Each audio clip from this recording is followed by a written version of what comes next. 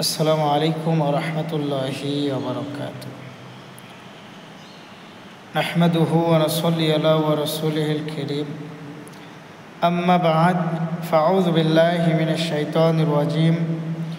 বিসমিল্লাহির রহমানির রহিম।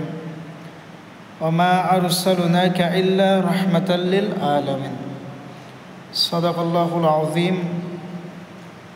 আলহামদুলিল্লাহ, সমস্ত প্রশংসা সে আল্লাহ তাআলার।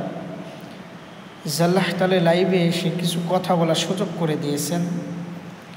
তো মূলত যেই কথার উদ্দেশ্যে আমি লাইভে আসছি, আপনাদের মাঝে কিছু কথা তুলে ধরার জন্য, সেটা হলো, আমার এক ভাই আমাকে প্রশ্ন করছেন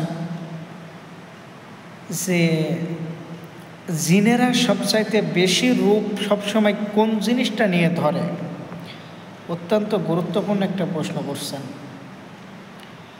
তো তার উদ্দেশ্য করে আমি তাকে বলি, প্রিয় ভাই আমার, জিনেরা মূলত সবসময় আপনার সাপের রূপ বেশি ধারণ করে। হাদিসের ভিতরে আসছেন সাপের এবং বিড়ালের, এই সাপ আর বিড়ালের রূপ বেশি জিনেরা কি করে, ধারণ করে সবসময়।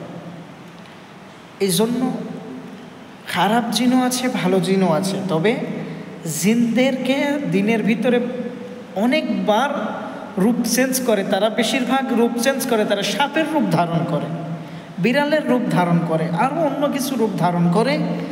বাট মূলত সবচাইতে বেশি, না বললেই নয়, সবচাইতে বেশি রূপ ধারণ করে সাপের এবং বিড়ালের।